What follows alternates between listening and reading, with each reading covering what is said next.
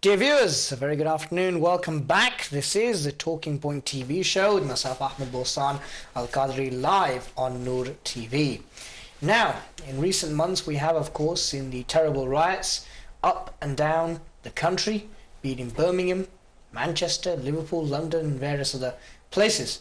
Of course, many politicians and commentators that you listen to will, of course, initially state that this element of terrible behaviour that we have seen can only be put down to blatant criminality. However, are there any underlying factors?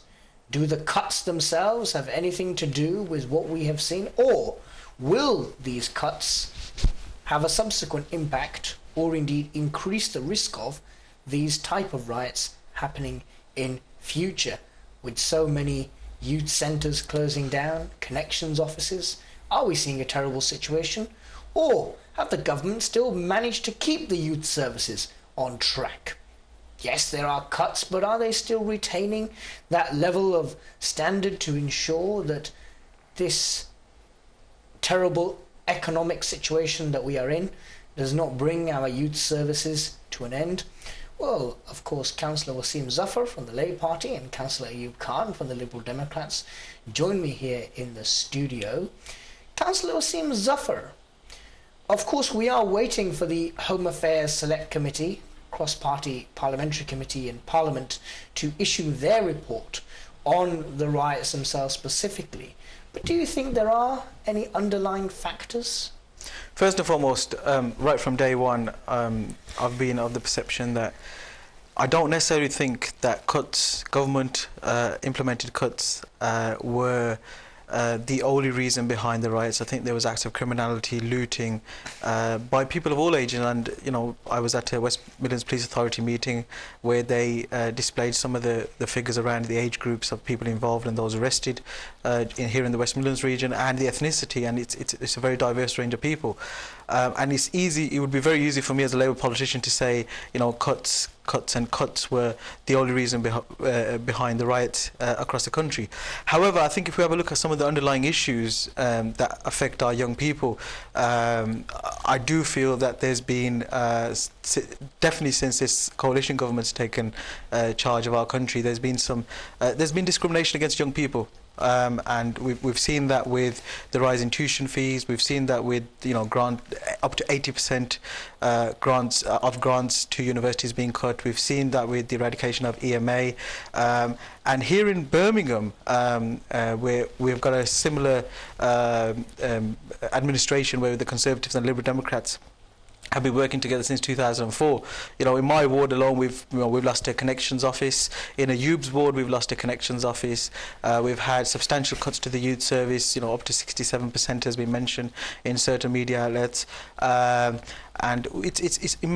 cuts to the third sector, who did a lot of work with our young people. So it's very difficult to see where the support for young people is coming from at this particular stage here in Birmingham in particular. Councillor Ayoub, are you unfairly discriminating against young people, endangering their future with so many policies that are effectively, perhaps the Labour Party and other individuals would argue, putting their future at risk? I think Waseem is being unfair there, and he's obviously mentioned a lot of points, disingenuous points, not being fair at all. Firstly, I think you have to start at the previous government. And I will always say to people and viewers watching this programme that let's not forget who's actually put us in the position that we are today in this country. Without a shadow of a doubt, it was the previous Labour government.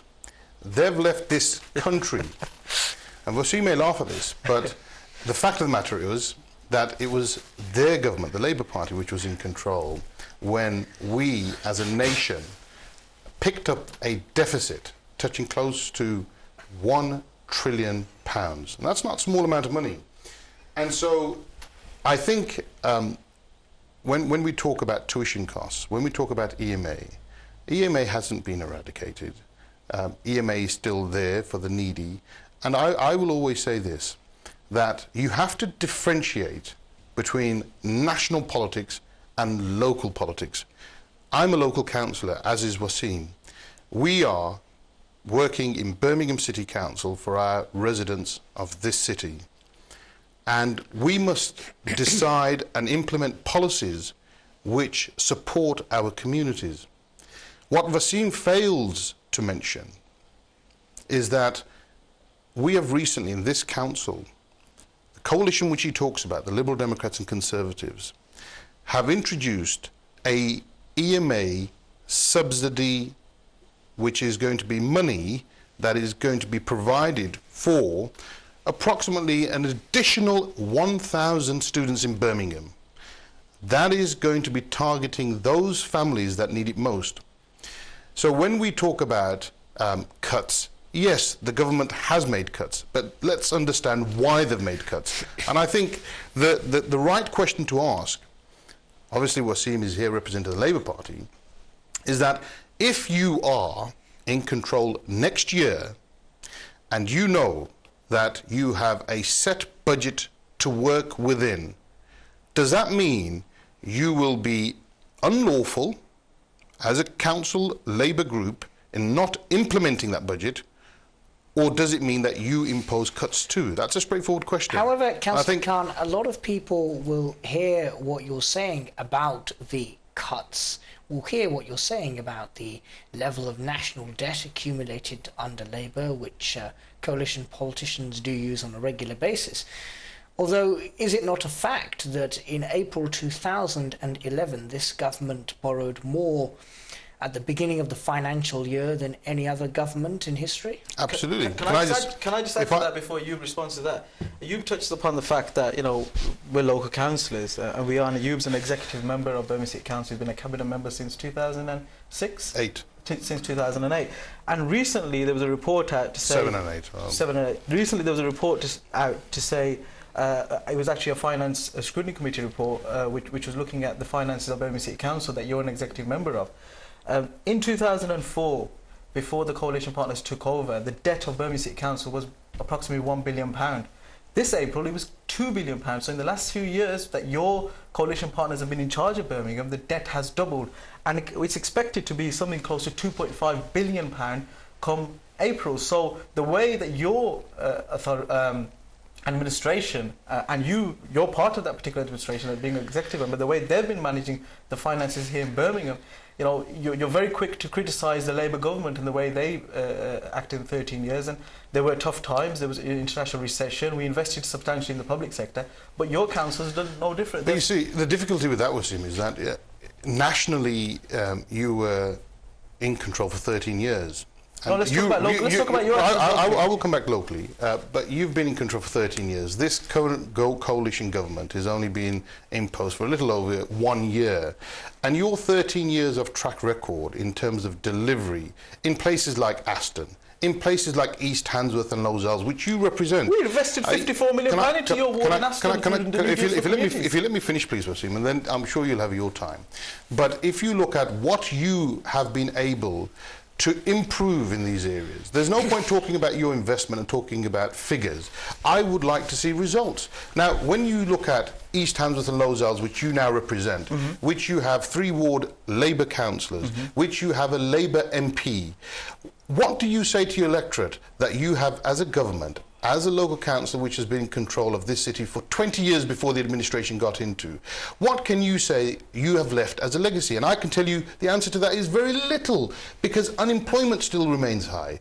And can I say this, that when you talk about connections being closed in Aston, connections being closed in East Handsworth and Lozells, just between those 2 patches, we have a substantial investment. £5 million is being invested in a new facility which is being provided literally 200 metres from where we sit in this studio. And how has the local authority supported that? Can I say this? Is it a local authority? Have they invested into that? If you allow me to finish, please, Waseem. I mean, it's difficult when you keep interrupting me. I give you your chance, so please give me mine. And when you look at that facility, regardless of what you may say, that is a facility which will sit between those 2 areas which need it the most. Local people will be engaged through that facility, and there will be substantial revenue costs associated to it. So when you look at facilities, we are getting a facility. But can I say this, Mr. Ahmad? I think it's important to understand that when I was a youth, and I grew up in Aston, in the city area, and Waseem, I'm sure, grew in a similar area to I, we didn't have many facilities, but we had good parenting, which actually gave us direction, which actually supported us in those difficult years when you live in a very deprived community, to actually guide us through tough times. We have, you know, through hard work, become model citizens, I would like to think. And I think there's a duty on parents. Let's not just shift the burden on the government, on the council, on any other public sector. Let's also ask that people and families and communities take responsibility, because I tell you this, you can invest billions into communities, billions, but if and the old phrase, you can take a horse to the pen but you can't make it drink water, comes to mind, that unless the communities take that active role, that families encourage and ensure that they are dedicated to their young, we're never going to achieve our objective. It has to be a collective approach. Before I let Councillor Waseem Zaffar respond to that, I just want to apologise to the viewers. Unfortunately, we do not have enough time to take calls today because of the fact that we're having to talk about 2 issues in the show, except for one. So I do apologise, but we will be opening up the phone lines next week in the second half as usual. Councillor Waseem Zaffar, do you want to respond to that? Councillor Ayoub made a number of points there. He hasn't answered the question regarding why Birmingham City Council's doubled the debt in the last few years that the coalition partners have been in charge, but nevertheless, the investment into Aston in the last 10 years in Aston Pride New Deal for Communities, there's been £54 million put in by the Labour government into your ward. So I think the onus is there for local politicians such as yourself to see how that money is spent and how that board spent their money. So if there's not been a legacy left behind, it's not the fault of the Labour government who invested that particular amount of money. Neighbourhood Renewal Fund, the investment that went in across the country, in particular into deprived wards, and the amount allocated towards was largely dependent on social deprivation index and how and that's how it was running. There was budgets of up to £1 million a year for about 6 or 7 years into some inner city community, invested by the Labour government. You touch upon the My Place Centre, right? So what you're saying is that the connection offices closed in my ward and your ward, right, isn't a problem because we're getting a My Place Centre in the middle of it. That doesn't make sense. Connections had a fantastic service. It originally replaced the career service that we had in Birmingham, and it was doing a fantastic role in supporting some of our young people. And youth unemployment is high in our areas, and Connections would have assisted in reducing some of that. The Future Jobs Fund, which your national party, the Liberal Democrats, working with their Conservative partners, came in and got rid of straight away. Right, that was there to reduce unemployment in our areas, right? And you touched upon the final point that you made about, and what you should have said was big society, because you were talking about big society there. Big society is, you know, in principle, I agree with it. I think Mr. Cameron's got this wonderful idea where he's picked up, where communities need to come together to support their community. But it's been happening for decades. It's been happening in my ward in Lozells. We've had that model implemented there for over, you know, I've been a community worker there for the last 10 years. The difference now is there's no resources to back it up. There's no public sector officers there to back. We've lost our ward support officers now, and you know this because it's part of your department. And the role that the ward support officers played in our ward, the role of community safety office, the environmental wardens in our ward, they've disappeared. I've lost neighbourhood managers in my ward, and this is all because of cuts being implemented by your government. Yeah, so big society is fine. If I can just finish very quickly, big society is fine in principle, but you're leaving the community there on their own without any resources to back it up, without any officers there, public sector officers there to support it. So you're expecting people to support their communities without backing it up with resources. So I don't know how... The difficulty with your argument, Waseem, is this. Obviously, you live in this sort of fantasy world where you think that there's unlimited amount of money and that we should have everything topped up. And, you know, to an extent, if we had unlimited money, then of course I'd be, you know, supporting what you're saying. Of course I'd be saying that we need more connection centres. Of course I'd be saying that we need more funding into areas that need the support and need the resources to actually put them on the right track. I wouldn't disagree with you, Waseem. I'd be supporting you 100%. But you see, there's a difference between those that need to act responsibly within the means that they have, And from an opposition point of view, it's easy for you to say, oh, look, we're having cuts in this particular ward in relation to this particular matter. We're having cuts in relation to that. But the question which you have to answer seriously is that when you were in control, and I will ask you this again, just like you are saying that I'm not answering your questions. So do you want to answer my question? I will answer your question, that we have tried our level best.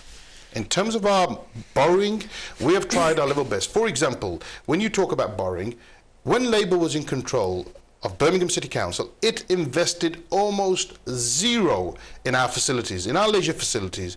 We've had our Newtown swimming baths not invested by your previous administration, which left it a crumbling building. So we have to borrow to actually put that right.